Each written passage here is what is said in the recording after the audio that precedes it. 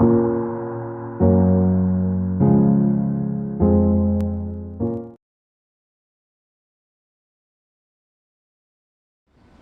사람들을 투자를 유치를 해와야 되는 입장이지 않습니까? 저희는.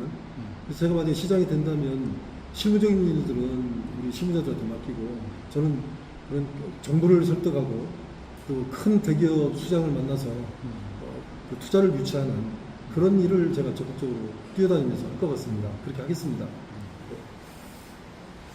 지금 천안에 가장 필요하신 분 같습니다. 천안에 좀 굵직한 국책 사업들이 많아갖고 네. 그런 걸 잘 풀어줄 수 있는 시장님이 지금 필요할 때인 것 같습니다. 그리고 다음으로 이제 어제 그 발표하신 내용 중에 가장 인상 깊었던 것이 이제 AI 기반 신호체계 최적화와 네. 천안역 철도 지하화입니다. 단순히 도를 넓히는 차원을 넘어 도시구조의 재설계를 강조하셨는데 그 현재 지금 백석이나 불당 등 이제 그쪽에는 상습 정체 구간이 많거든요. 당장 뭐 이게 이제 실행이 됐을 때 당장 시민들이 체감할 수 있는 어떤 가시적인 변화는 이제 한 어느 정도쯤 나타날 수 있을까? 그게 제가 궁금합니다. 어제 이제 출퇴근이 편안한 네네. 출퇴근이 편안한 교통도시 천안 공약을 어제 발표를 했습니다. 네네. 그 공약은 이제 크게 시기적으로 보면 6개월 정도의 단기 계획과 또 2, 3년 정도 소요되는 중기 계획, 그리고 4, 5년 이상, 4, 5년에서 한 10년 정도 소요되는 장기 계획, 세 가지로 나눠서 제가 공약 발표를 했는데요. 지금 말씀하신 AI 기반의 그 신호 체계를 만들겠다는 그런 공약은 본격적인 시스템 구축에는 다소 시간이 걸리겠지만 실시간 교통량을 반영을 해서 신호 체계의 주기를 조정한다든지 이런 것들은 기술적으로 짧은 시간에도 가능하다고 제가 얘기를 들었어요. 그래서 일단은 어떤 대규모 그 예산이 투입돼야 된다든지 큰 공사를 해야 된다든지 이런 사업들은 단기간에 하기 어렵겠지만 단기적으로 그 운영을 혁신해서 개선할 수 있는 부분에 대해서 시민들의 어떤 민원이나 아이디어를 제가 모아서 단기 공약으로 제시를 했거든요.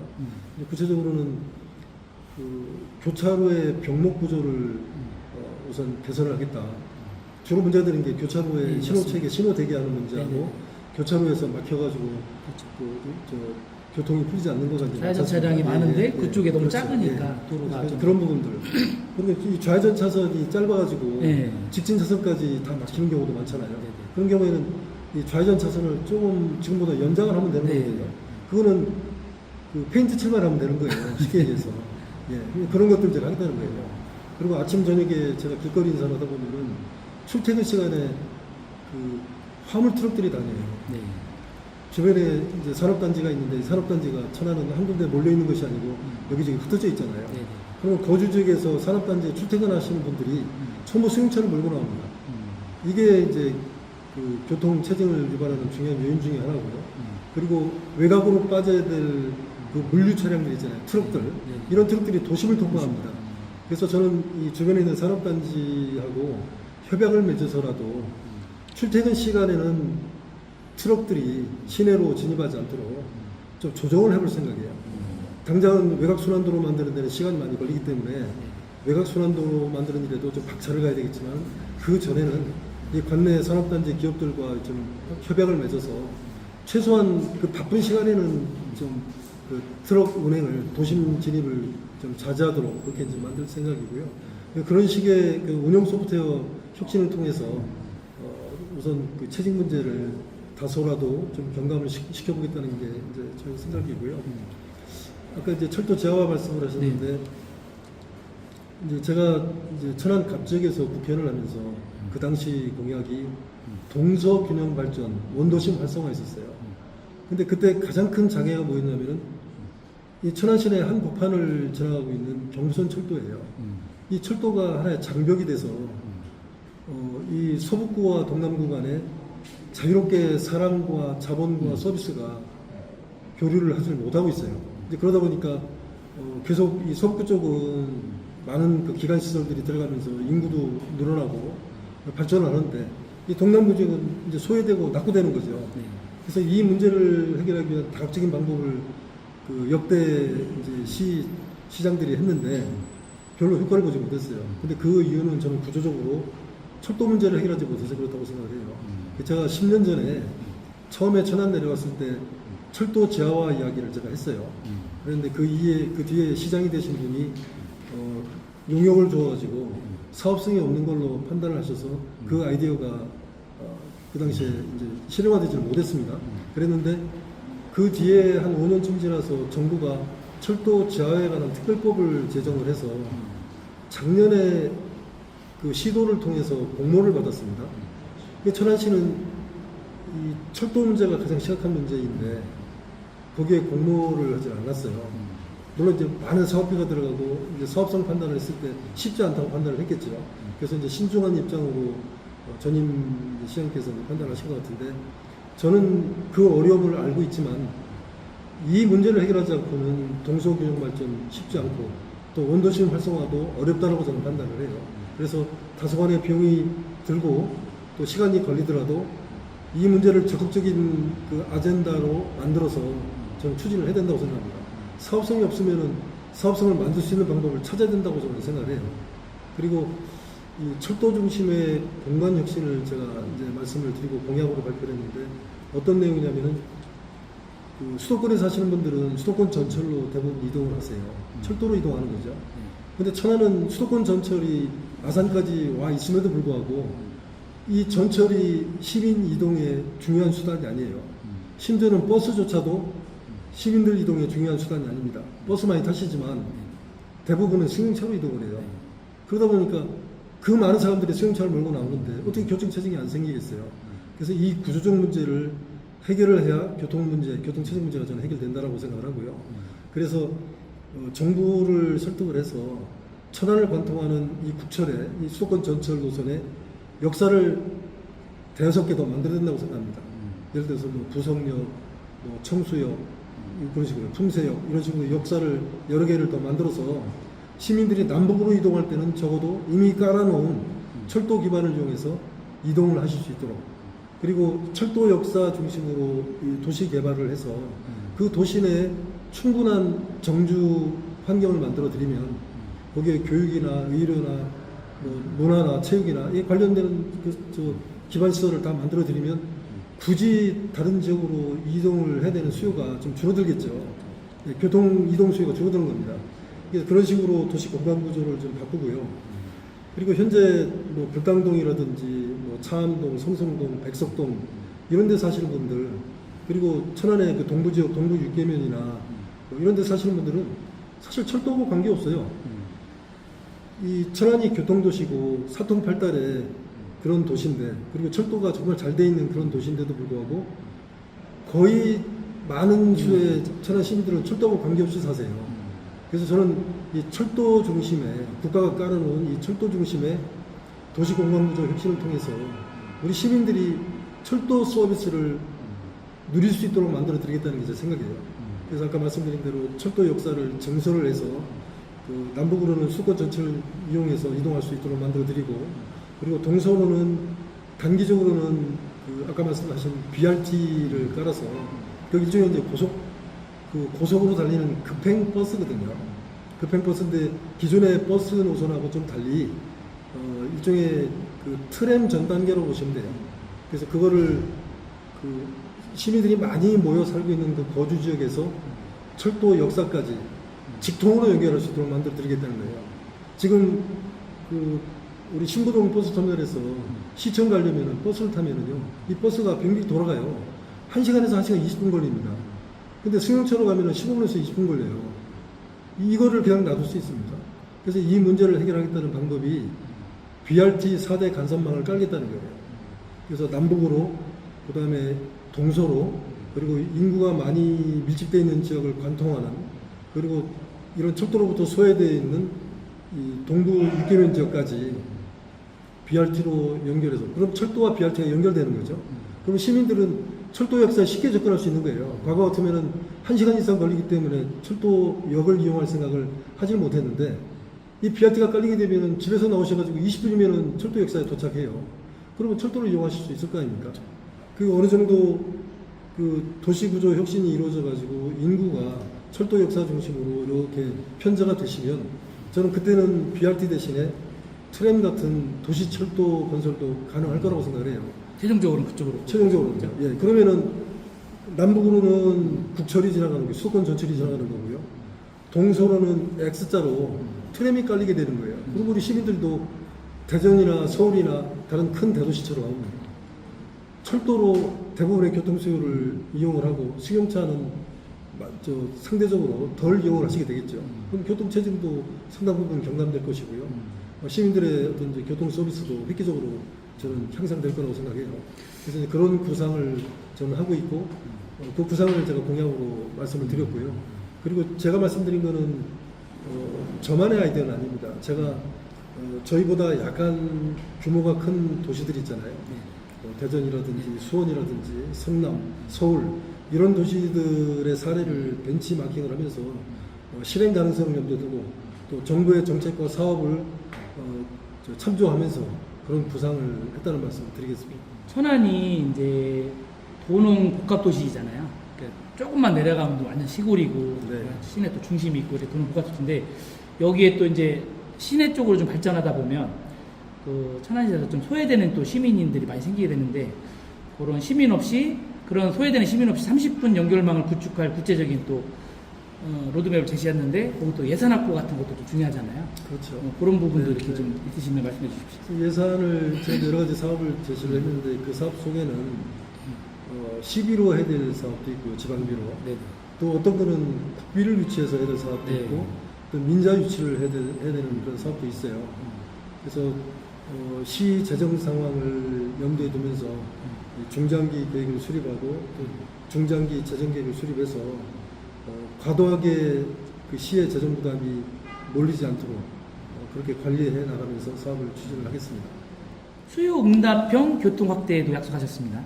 네. 거기에 대해서 좀 이렇게 간단히 설명 좀 그게 그런 해주시죠. 겁니다. 지금 이제 버스 회사들이 다 이제 운영 적자를 지금 겪고 있고 그 부족한 부분을 시가 1년에 500억씩 지원을 하고 있거든요.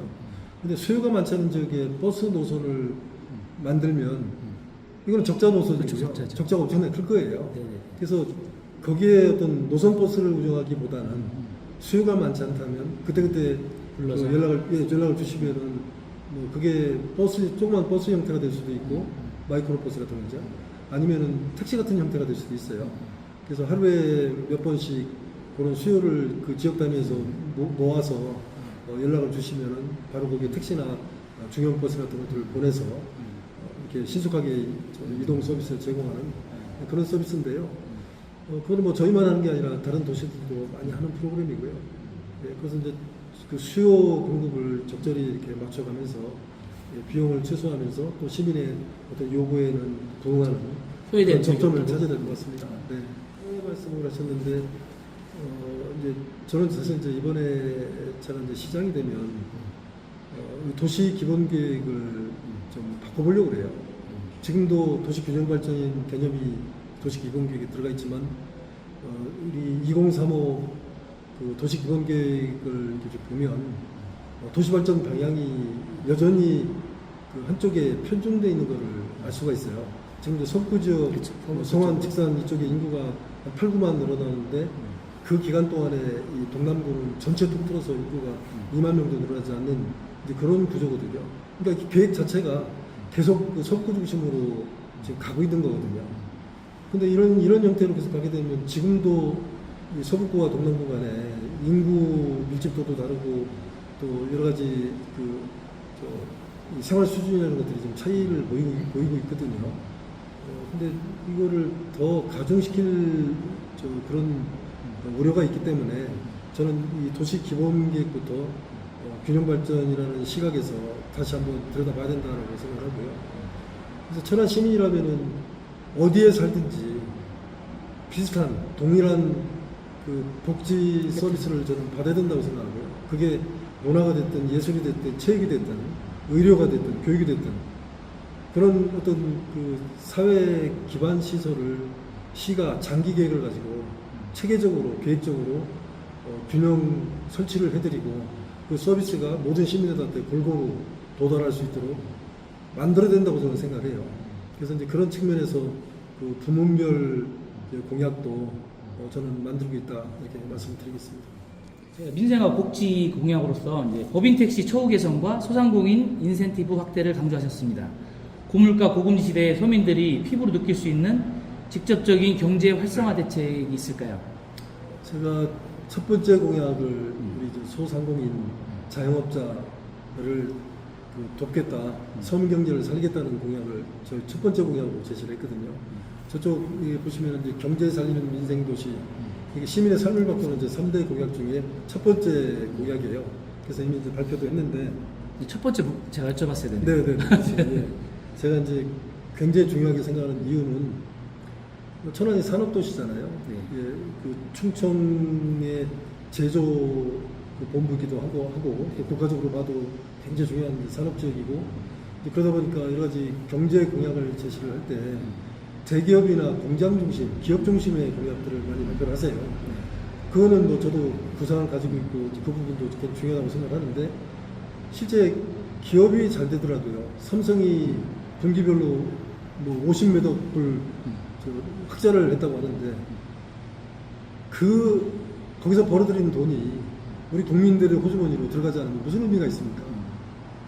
관내 8만 개의 기업이 있다고 그래요. 이 정도 큰 규모의 기업들이 한 1,400개 정도 되고, 나머지는 이제 소규모, 아주 이제 거의 뭐 자영업에 가까운, 소상공인에 가까운 그런 기업들인데, 전체 8만 개 기업 중에서 85% 이상이 소상공인이고 자영업자들이에요. 이분들에 대한 적극적인 대책 없이 경제를 살린다는 것은 저는 어불성설이라고 생각해요. 그래서 그 소상공인 자영업자가 시민의 대다수를 차지하고 있다면 그들을 위한 정책 공약이 맨 먼저 나와야 된다. 저는 그렇게 생각을 하고요. 그래서 그분들이 현실에서 가장 큰 어려움을 겪는 것은 우선 장사가 잘 안 되잖아요. 장사를 잘 할 수 있게끔 여러 가지 측면에서 도와드려야 되거든요. 근데 우선 당장 필요한 게 지금 현재도 뭐 적자 운영을 하고 있고, 지금 경영이 안 되고 도산하고 폐쇄하고 이런 상황이잖아요. 그래서 그런 위기 상황이 있기 때문에 그분들에게 그 경영 안정 자금이라든지 아니면은 그 비상시에 무슨 긴급 자금 이런 것들을 이렇게 조달할 수 있게 해드려야 되는데, 이분들이 거의 대부분 보면은 신용불량인 경우도 많고요. 예. 또 이 금융기관의 문턱이 높아서 돈을 빌리기가 어려워요. 또 이자도 높습니다. 저는 그걸 도와드리겠다고 말씀을 드렸어요. 그래서 신용이 없는 분들한테는 우리 충남신보하고 해서 시가 일정 부분 자금을 내놓고, 그리고 신용보증기관이 우리 소상공인이나 자영업자들한테 신용을 제공하고, 그 신용을 가지고 금융기관에서 저리로 돈을 빌릴 수 있도록 도와드리겠다. 그리고 만약에 그 이자가 높다면 이 이자의 차이를 시가 재정으로 보전해드리겠다고 했어요.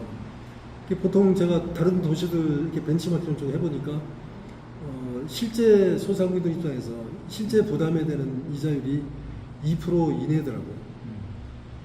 1.5%에서 한 2% 정도를 부담해요. 근데 만약에 이제 금융기관에서 4%, 5% 돈을 빌린다고 하면 그 차이를 재정으로 2차 보전을 해드리겠다고 제가 말씀을 드렸어요. 그리고 이제 그 다음에는 장사가 돼야 되는데, 그러려면 소비 진작을 해야 되잖아요. 소비 진작을 해야 되는데 이 경제가 꽁꽁 얼어붙어 있어요. 그래서 이 공공 부분에서 우선 공공 투자를 통해서 시장을 열어서 이 지역 관내 그 소상공인들, 자영업자들의 그 시장을 좀 더 만들어 드려야 된다고 저는 생각을 해요. 우선 이제 물품을 많이 사드리고, 우리 외부에 있는 기업이나 이런 데 물건을 사는 것이 아니라 우리 천안시 관내에 있는 그 중소기업들, 관내에 있는 소상공인들, 자영업자들의 물건을 우리 이 천안시에 있는 기관들이 우선적으로 구매를 할 수 있도록 시가 적극적으로 권고를 하고 조장을 하고, 또 그런 데에 대해서는 또 지원도 하고, 그리고 시 예산 집행도 우선적으로 집행을 하고, 이런 생각을 제가 하고 있고요. 또 지역화폐도 제가 많이 확대하겠다고 말씀드렸어요. 현재 지역화폐가 연간 한 4천억 정도 되는 것 같습니다. 4천억 정도 되는데 제가 한 6천억, 7천억까지 늘리겠다고 말씀을 드렸어요. 그 자체도 지역화폐는 지역에서만 쓸 수 있는 돈이니까 크진 않지만 지역의 소상공인들, 자영업자들한테는 도움이 될 것이다. 그리고 적극적인 소비 진작 운동을 좀 벌려 나갈 생각이에요. 그리고 뭐 제가 이제 몇 가지 말씀을 드렸지만 여기 이제 전통시장이라든지 골목 상권을 살리기 위한 여러 가지 다각적인 대책을 같이 만들어서 공약으로 발표를 해드렸습니다.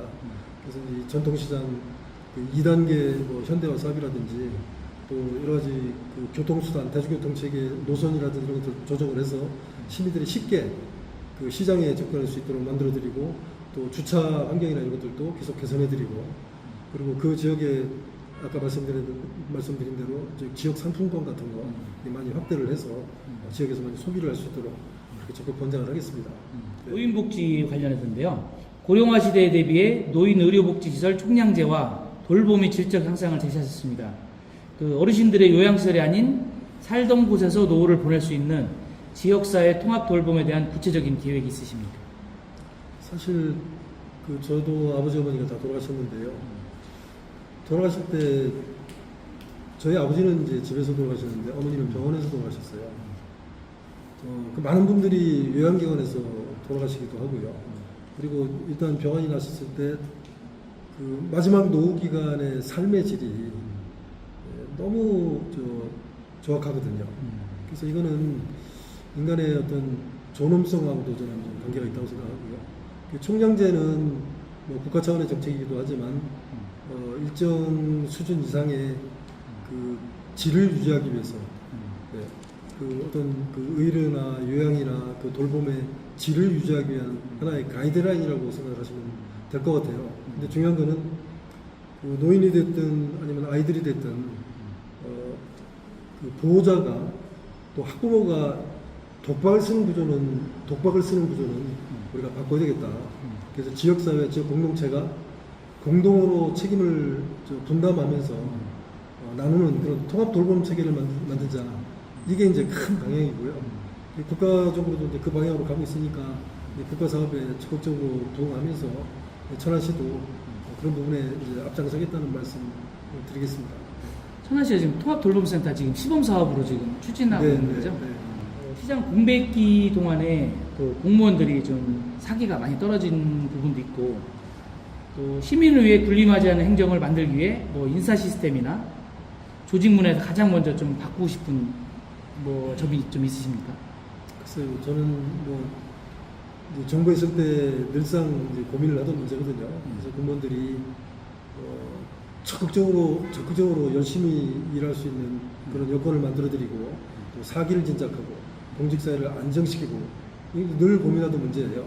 그리고 이 공무원들은 어떻게 보면 국민 입장에서 봤을 때는 대리인이지 않습니까? 국민들이 봉급을 줘서 국민 대신 국민들한테 서비스를 제공하도록 지금 이렇게 일자리를 만들어준 것이기 때문에 공무원들은 절대로 국민 앞에 군림을 하면 안 되는 거죠. 국민 앞에 늘 그 겸손한 자세로 빠른 서비스를 제공하는 그런 역할을 충실히 해야 된다고 생각하고요. 그래서 제가 이제 만약 시장에 대해서 공직사회에 이제 들어가게 된다면 아까 말씀드린 대로 빠른 시일 내에 공직사회를 안정시키고 일하는 체계를 확립을 하겠습니다. 그리고 이 공무원들이 정말 열심히 열정을 가지고 일할 수 있는 그런 환경을 만들어 드리겠습니다. 네, 공무원들도 사람이지 않습니까? 그래서 이렇게 칭찬을 받으면서 또 일할 수 있는 그런 여건을 만들어 드리면서 일을 하도록 독려를 해야 그분들이 더 기분 좋게 열심히 일할 수 있는 거기 때문에 그런 이제 사기 진작에 많은 관심을 갖겠다는 말씀 드리고요. 시민 입장에서 봤을 때는 그럼에도 불구하고 시민 입장에서 봤을 때는 이 공직사회 관료의 벽이 굉장히 높다고 생각을 할 거예요. 어떤 분은 계란으로 바위치기라는 표현을 제가 쓰는 것도 한번 들었거든요. 각종 인허가라든지 뭐 이런 거 할 때 공직의 문턱이 굉장히 높다. 또 관료적이다, 권위적이다. 뭐 이런 얘기들을 많이 하는데 그거는 이제 공직 문화와 이제 관계되는 것인데 제가 들어가게 되면은 그런 이제 행정 서비스 혁신에도 적극적으로 노력을 하겠다. 그런 말씀을 드릴 수 있겠습니다. 그 시스템적으로만 잘 이루어지면 거기서는 더 열심히 하고 더 잘할 수 있을 것 같은데 그런 거를 위해서도 좀 이렇게 노력해 주셨으면 좋겠습니다. 네, 그렇게 하겠습니다. 제가 그 대전광역시 행정부시장으로 있을 때 그 시스템 인사를 그 당시에 제가 주장을 했었고요. 그래서 이제 그 사람을 쓰고자 하는 그 부서장과 네.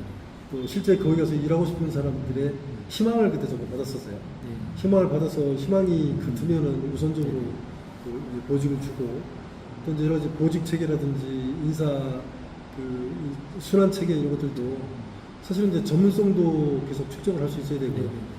또 본인들의 어떤 그 성취 욕구 이런 것들도 이제 충족이 돼야 되잖아요. 그리고 그 적절하게 일할 수 있는 뭐 과업 체계 이런 것들도 굉장히 중요하다고 생각하고, 만약 공무원들이 내가 하는 일이 쓸데없는 일이라고 스스로 생각한다면 열심히 하겠습니까? 그래서 그 현재 공무원들이 하는 일 중에서도 불필요한 일, 하지 않아도 되는 일을 하는 경우도 있거든요. 그런 것도 과감하게 걷어내주고 또 권한을 저는 그 많이 위임을 해야 된다고 생각해요. 일선 읍면동장들한테 지금보다 훨씬 큰 권한을 주고 또 예산 집행권도 주고 그래서 현장에서 문제를 해결할 수 있도록.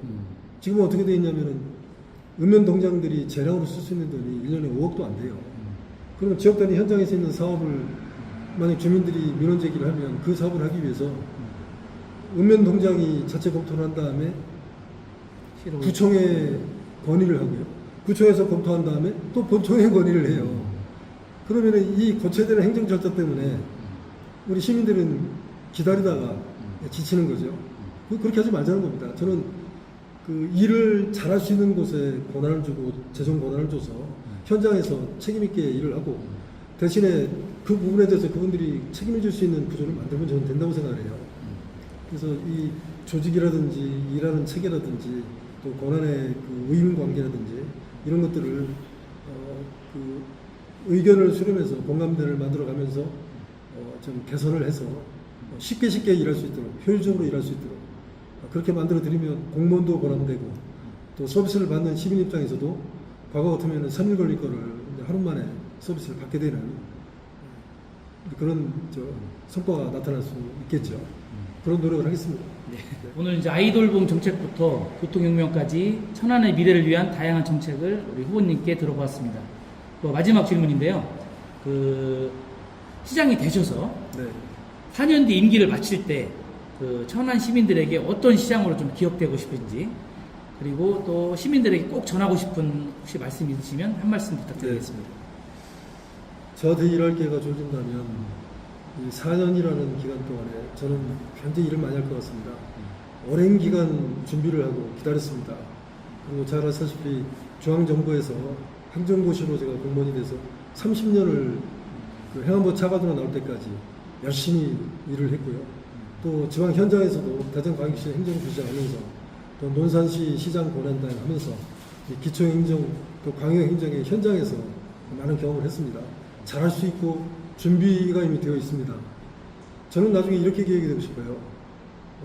말이 앞서는 시장이 아니고 말보다 성과로 결과로 입증한 시장, 그렇게 기억이 되고 싶고요.